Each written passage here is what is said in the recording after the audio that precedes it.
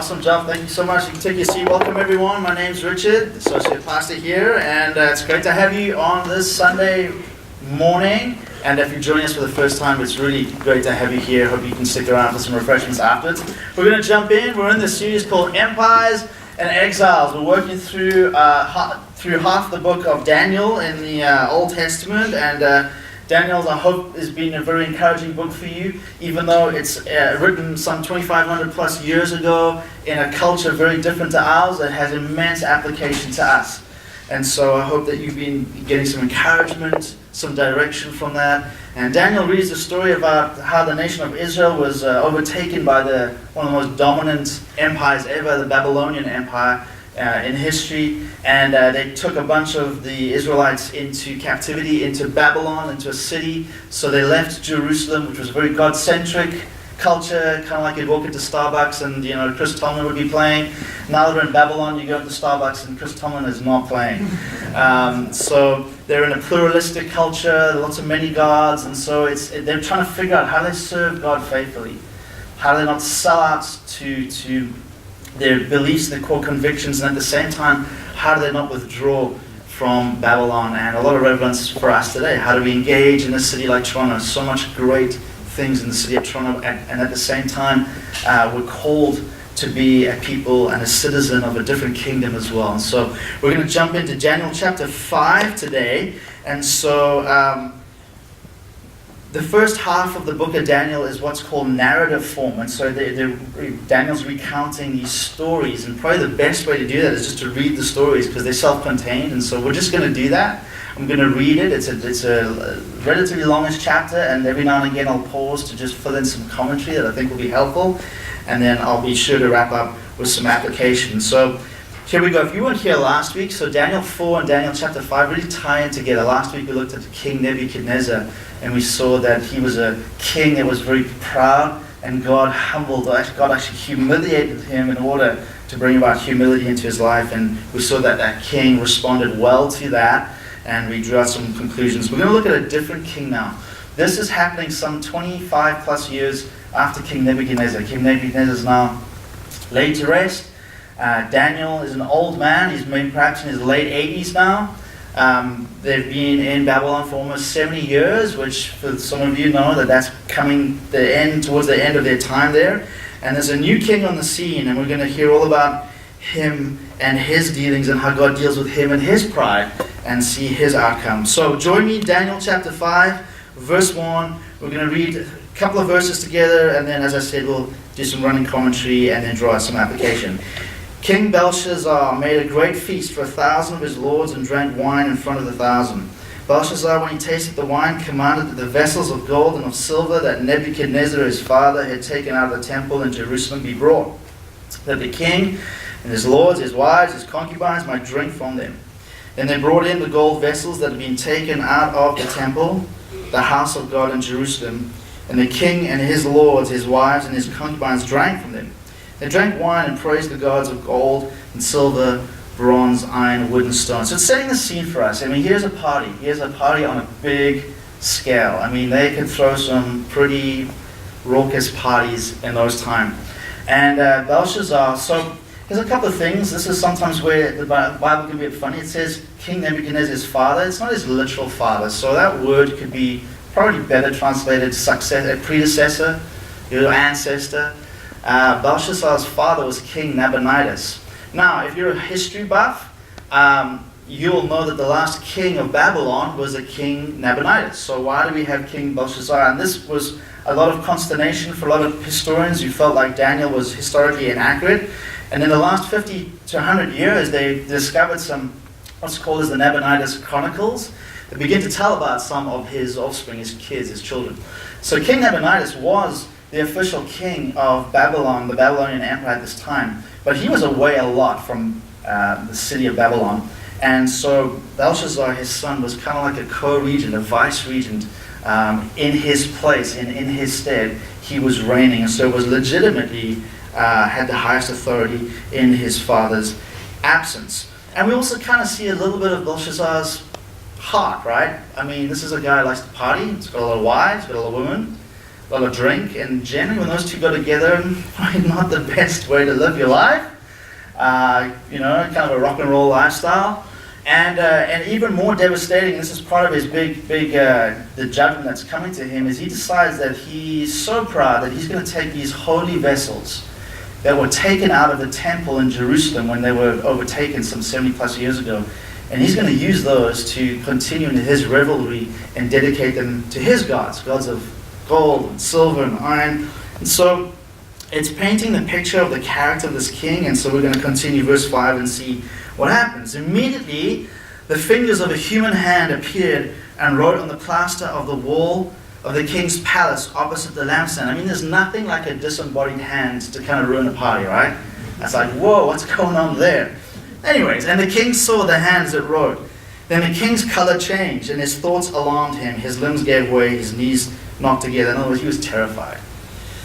The king called loudly to bring in the enchanters, the Chaldeans, the astrologers, his wise men. The king declared to the wise men of Babylon, whoever reads this writing and shows me its interpretation shall be clothed with purple and have a chain of gold around his neck, and shall be the third ruler in the kingdom. A third ruler because his dad was king, he was kind of second, and so he could then offer the third place.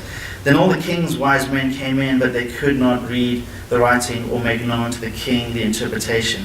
And King Belshazzar was greatly alarmed, and his color changed, and his lords were perplexed. So we're seeing, if you've been in this series any length of time with us, we're seeing a similar pattern. These kings have some crisis. They call in their wise men, their magicians, their astrologers, and for whatever reason they can't make sense of it. Except one guy in this kingdom, and his name is Daniel. He has a special gift from God, not the gods of the Babylonians at least. And so we're going to see how once again the Babylonian wise men fail, but there is one who doesn't. So let's continue. Daniel is, remember, the queen. Now again, it's not his wife, it's probably more the queen mother, so it could be his mom or even his grandmother. Because of the words of the king and his lords came into the banqueting hall, and the queen declared, O king, live forever. Let not your thoughts alarm you or your color change. There is a man in your kingdom in whom is the spirit of the holy gods. In the days of your father, light and understanding and wisdom like the wisdom of the gods were found in him. And King Nebuchadnezzar, your father, or your ancestor, your father the king, made him chief of the magicians, enchanters, Chaldeans, and astrologers, because an excellent spirit, knowledge, and understanding to interpret dreams, explain riddles, and solve problems were found in this Daniel, whom the king named Belteshazzar. Now let Daniel be called, and he will show the interpretation. So again, we're seeing a similar pattern. We're looking for this Daniel. Now, just a little interesting side note. This is the only time that we see a woman speak in the book of Daniel, and I think she represents pretty well. In the midst of debauchery, she brings some clarity and some wisdom. So go ladies. Sisters doing it for themselves. Let's continue. Daniel comes before this king. The Daniel was brought in before the king. Now again, if you were here last week, notice how his response to King Nebuchadnezzar last week is so very different to his response to this king. The king answered and said to Daniel, you are that Daniel, one of the exiles of Judah, whom the king my father brought from Judah. So a little bit of contempt for him. You're one of those exiles. Never mind that Daniel at this stage is probably very well respected in this kingdom. And he had gotten the previous king out of lots of interesting situations. So no doubt Daniel has a well-esteemed reputation, and yet this king doesn't seem to bring that up or bring that up, honor that at least. I heard that view that the spirits of the gods in you, and that light and understanding and excellent wisdom are found in you. Now the wise men, the enchanters, have been brought in before me to read this writing and make known to me its interpretation, but they could not show the interpretation of the matter. But I've heard that you can give interpretations and solve problems. Now if you can read the writing and make known to me its interpretation, you shall be clothed with purple and have a chain of gold around your neck. I mean, I just think of hip-hop like Daniel doing like, what's up, man? You can represent the West Coast in my kingdom. And so, anyway, you shall be clothed with purple and have a chain of gold around your neck, and you shall be the third ruler in the kingdom. And then Daniel answered and said before the king, let your gifts be for yourself, and give your rewards to another. I'm not interested in your gifts. Nevertheless, I will read the writing to the king and make known to him the interpretation. He's very short. Last week we saw a side of Daniel that obviously loved and had developed a relationship with that king, Nebuchadnezzar. And so even when he brought Nebuchadnezzar a really hard word, he brought in a real spirit of respect. Very different with this king. He's very short. He's ready to give the interpretation. And so let's hear what he has to say. So he's going to kind of summarize for Belshazzar some history here. O king, the Most High God gave Nebuchadnezzar your father kingship and greatness and glory and majesty. And because of the greatness that he gave him, all peoples, nations, and languages trembled and feared before him. Whom he would he killed, and whom he would he kept alive. Whom he would he raised up, and whom he would he humbled. I mean, those are godlike distinctions. And Nebuchadnezzar was given that by the God of gods. But when King Nebuchadnezzar's heart was lifted up and his spirit was hardened, so that he dealt proudly, he was brought down from his kingly throne. That was last week. And his glory was taken from him. He was driven from among the children of mankind, and his mind was made like that of a beast. And his dwelling was with the wild donkeys. He was fed grass like an ox, and his body was wet with the dews of heaven until, and this is what we saw last week, the purpose that God does is not God's sadistic or like, hey, let me see if I can mess with somebody's mind. And, literally this king was driven away, and fed like you thought he was a cow, and like he just went mad. And we saw that picture, the painting last week. But this is the point. This is what God's trying to do with the king, and not just the king, with mankind, until he knew that the Most High God rules the kingdom of mankind and sets over whom he will. King Nebuchadnezzar began to think and forgotten his place in relation to God. So let's go. And you, his son, Belshazzar, have not humbled your heart, though you knew all this. But you have lifted up yourself against the Lord of heaven. And the vessels of his house have been brought in before you. And you and your lords, your wives, and your concubines have drunk wine from them. And you have praised the gods of silver and gold, of bronze, iron, wood, and stone, which do not see or hear or know. But the God in whose hand is your breath. I think it's a beautiful play on words, because a hand was right in jello. The God in whose hand is your breath, and whose are all your ways, you have not honored. So judgment is pronounced, and you say, okay, why? Why was King Nebuchadnezzar given maybe a little bit more leeway, and this king, it seems like it's just very short? Well, part of it is this, is that Belshazzar, you knew, you saw, you heard the stories of what your king, the king previous to you, went through. You saw how pride engulfed his life and what God did to humble him, and then how he responded. And yet, knowing all this, you have gone and set about doing exact same things, even worse things. You've set yourself up against God. You've taken that which belongs to him, that which is holy to him, and shown contempt for it, and used it for your debauched parties. You've lifted up your worship, your praise, to gods of gold, straw, wood, that can't even hear, see, or know, that they're useless gods. And yet the very God who holds your breath, you have failed to humble yourself before him. And so here comes the interpretation. Then from his presence the hand was sent, and this writing was inscribed. And this is the writing that was inscribed: Mene, Tekel, and Parson. This is the interpretation of the matter. Mene, God has numbered the days of your kingdom and brought it to an end. Tekel, you have been weighed in the balances and found wanting. Perez, your kingdom is divided and given to the Medes and Persians. Those words were Aramaic words for descending weights. And so Daniel brings this interpretation and said, basically, the writing's on the wall for you. So this is where we get the common day phrase, the writing's on the wall, which basically means like the writing's on the wall, pretty clear and evident what's about to happen. And it's pretty much nothing you can do about it. There's a judgment coming. And history will tell us that, in fact, the Medes and Persians did overthrow the Babylonian Empire. And so we see this amazing empire come crashing down.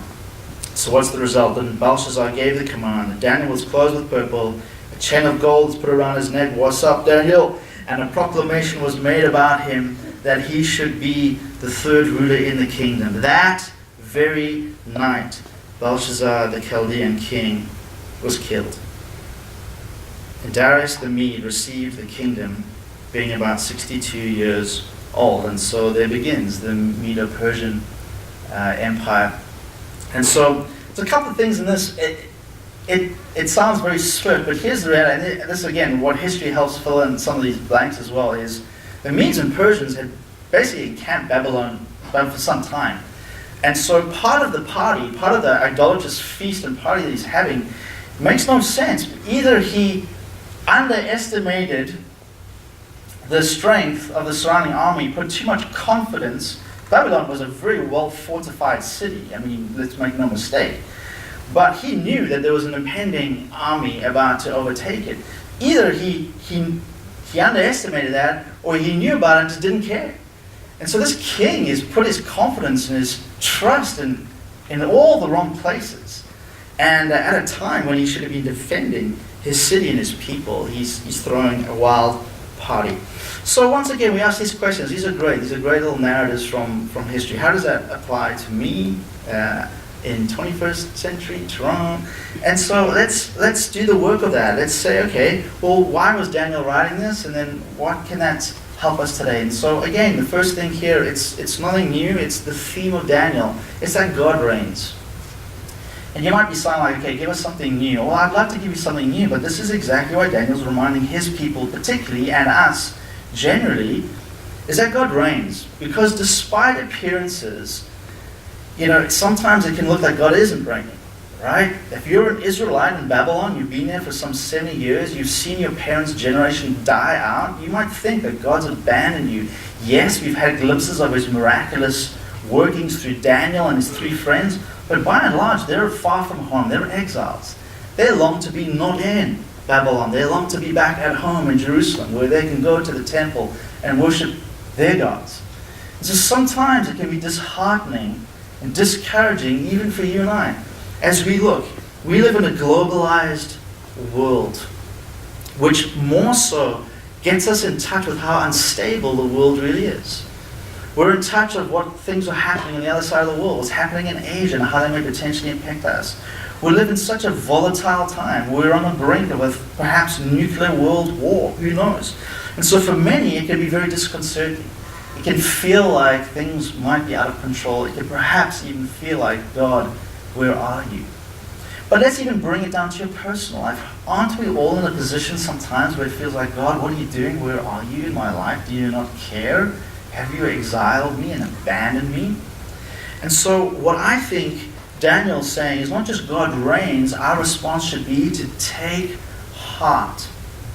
That God is not weak. The Babylonian gods are not something so stronger than him. God is all powerful. God's so powerful that he could humble the most powerful man in his kingdom on the earth in one go. And in this night, he tears down a kingdom and raises up another empire. And all of this is in his plan. I know it's sometimes hard, like why would God use evil empires? But it's all part of his plan. And that should encourage you in your life.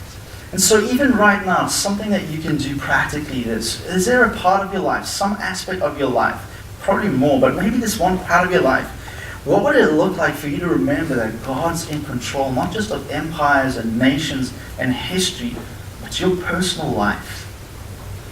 Is it a relationship? Or is it financial strain? Or is it something else that you feel is perhaps out of control? What would it look like for you to remember that God's sovereign, God's at work, sometimes beyond what appearances may look like? And I encourage you to do that. In the Old Testament times, surrounding nations, when they saw Israel's defeat, they often saw that as evidence that their gods were stronger and more powerful than the nation of Israel's God, than Yahweh's God. But the writers of the Old Testament are very clear. The nation of Israel is never at the mercy of foreign gods. They're always at the mercy of Yahweh. Because the foreign gods don't exist. They're non-entities. They're idols that can't hear or see or speak. They're powerless in the face of God. There is nothing beyond God's purpose. There's no way that God's purpose can be thwarted, can be stopped.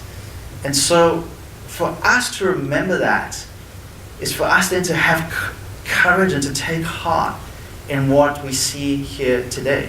Because there's plenty to be discouraged by. If you think about how appearances are not all that should be, for certainly in Babylonian times, it appeared that God was powerless in the face of these Babylonian gods. What about the cross?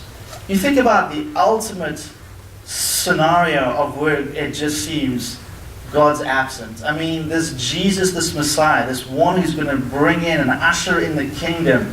For hundreds of years, we've been waiting for this promised Messiah. Here he is, performing signs and miracles and wonders, all the fulfillment of our prophets. This is our moment. Rome, the empire that was reigning at that time of Jesus, when he came into history, they were an oppressive and cruel government. And so now we as the people of God are going to be liberated. And what does their leader do? He goes and dies on a cross. In fact, the Roman Empire put him on a cross and did what they did best. They crucified insurgents, people who rose up and got too popular. And so once again, isn't it that the empires of this world have just crushed God? But don't we understand the cross to be something very different, right? Looking back, it was the greatest victory God could ever have. And so let the cross remind you that it doesn't matter what appearance, what things look like in your life right now, God is able to turn even the most defeat, a hopeless situation in your life into a situation for His glory and your ultimate good. So take heart. God reigns over nations, over history, and over your life. The question for you and me is, are we submitted to that reign? Have we allowed that reign to engulf us? Have we come under that reign, that realm and that reign? What does it look like to bring all aspects of your life under the rule and the reign of God? And it's important because the second thing I think Daniel tells us is not only does God reign, but God resists. Excuse me. God resists. And so the implication for us, well, if God resists, what does God resist? James 4 verse 6 tells us, God opposes or resists the proud, but He gives grace to the humble. Belshazzar is a picture, it's a vivid picture of the human condition that rejects God. It's a picture of the condition of pride, of idolatry, of sacrilege. Those three usually always work together. What are they? Pride. Pride in essence is us elevating ourselves to a God-given place. Last week we looked at this. It said pride creates the illusion that we are competent to run our own lives, achieve our own sense of self-worth, and find a purpose big enough to give us meaning in life without God. That's what pride does. It edges God out of our lives. It raises us up. That's what these kings were doing. They're failing to acknowledge God in their lives. Idolatry, it's to put something or someone in place of God in our lives, to trust in that thing and look to it in a way that we should only look to God, that we build our lives and identity on that thing. And no thing is made to endure that. It'll crush us. There's a God place in each of our lives that only God can occupy. Anything we put there that's not God is eventually too small. It's too small. It can't fulfill or occupy what only God can. And so pride, what does pride look like for your life, for my life? Well, how do you make decisions?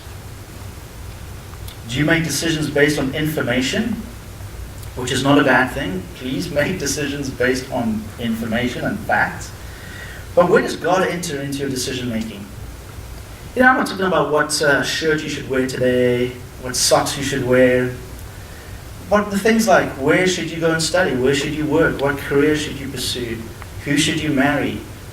Where should you live in the city? Does God ever enter? If God is on the move in Canada, do you ever ask the question, God, where are you at work and how can I join you in what you're doing? As opposed to, where does my work take me and how can God, you join me in that? Tough question, right? Hard question because, these things are very much tied to our lives.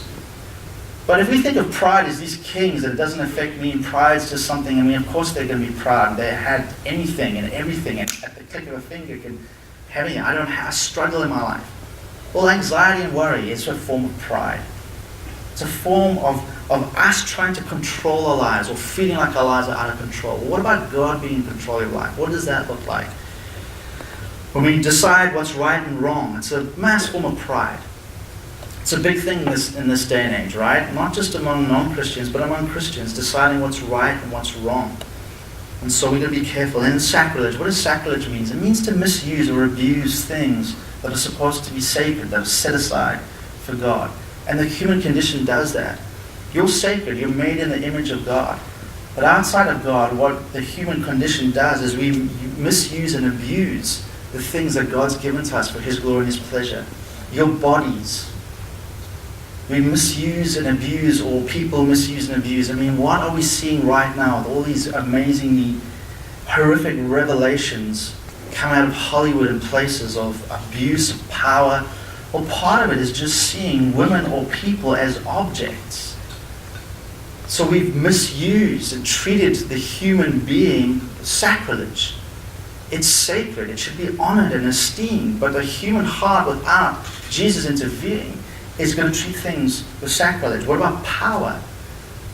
What about comfort? Anything outside of having Jesus as Lord of our lives, we're going to treat and misuse. And so what's the antidote? The antidote is to humble yourself. What does that mean? It's to have the right view of yourself in relation to God. It's to have the right view of yourself in relation to God. It's not to say I'm nothing and worthless, because that's not true either. Gosh, does the cross not show how much you are worth? How valuable you are to God? That's false humility to make yourself less. Humility is to just see yourself in view of who God is.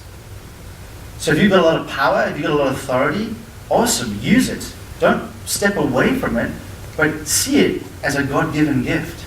And that God will call you to account for how you use that. To advance His purposes, to serve people, or to treat or mistreat people. And then lastly, we've got to move along here. Last thing is God rescues. You know, the hand of writing on that wall, the hand that was writing judgment of that wall, some 600 years later would be the hand that would be nailed to a cross, taking that very judgment. And so this is an amazing aspect of the God of Christianity, is He pronounces judgment on sin. It's not easy on the things that displease Him. It's not like He's like, oh, you guys, you humankind, you're all the same, but I'm going to just persevere because I'm a God of love. Come, let me give you a big teddy hug, and that sin thing, we'll just overlook that, it's 21st century. He doesn't do that. You wouldn't want a God that would just say, oh, you're abuse, let's just overlook that. It's their psychological conditioning. They couldn't help themselves. You would not want that, right? And justice cries out. Well, the good news is we have a God who's all about justice. But He doesn't pour it out into you and I that we deserve. He poured it out into Himself. And so that hand of judgment, that hand took a nail, was nailed to a cross, that God rescues people out of their idolatry, pride, sacrilege, sinful ways, so that they could live the life that He intended to live. And so what should our response be? Well, firstly, it should be that you receive that if you haven't, if you're not a recipient of that rescuing. But I think for us is to join Him in that. That we be a community that extends that rescue to people. That we have a heart to see that rescue go out. That we have a healthy view of God. That God's not just some mean old grandfather who just wants to zap people. But that God is a God of justice and a God of love. And the cross, again, is a beautiful picture of how He brings that together. I want to end with the words in Philippians out of the Message Bible to drive us through. Let's invite the band up so we can bring the service to wrap.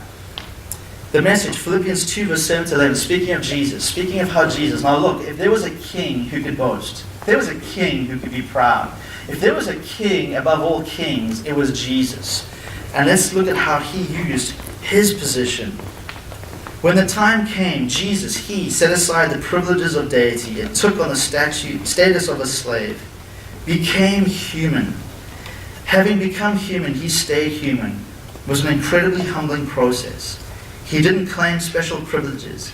Instead, he lived a selfless, obedient life and then died a selfless, obedient death.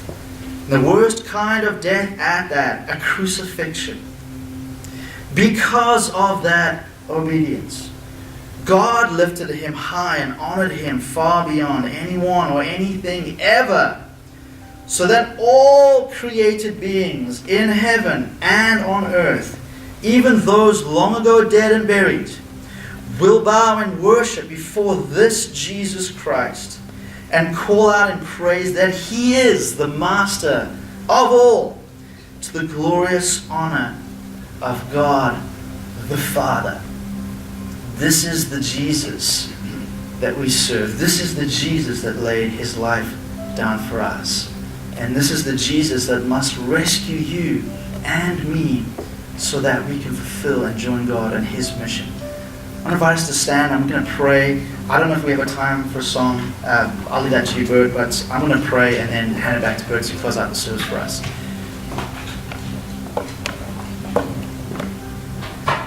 Father, we don't want to be like Belshazzar, who didn't seem to learn the lessons that you presented from other kings.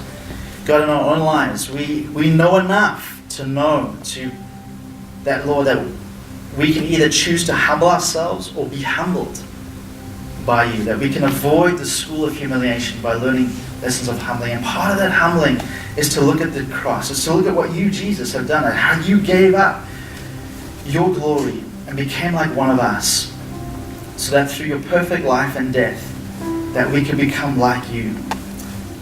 And so, God, we're wrecked by that. We want to ask you to rescue us from our pride, from our idolatry, from our sacrilege. God, we ask you that you would help us to help others, Lord, to turn to you and to see you for who you are, God. The goodness of who you are. Your justice, when a world cries out against injustice, that we would see a God that executes justice perfectly and lovingly for your glory and our joy, in Jesus' name.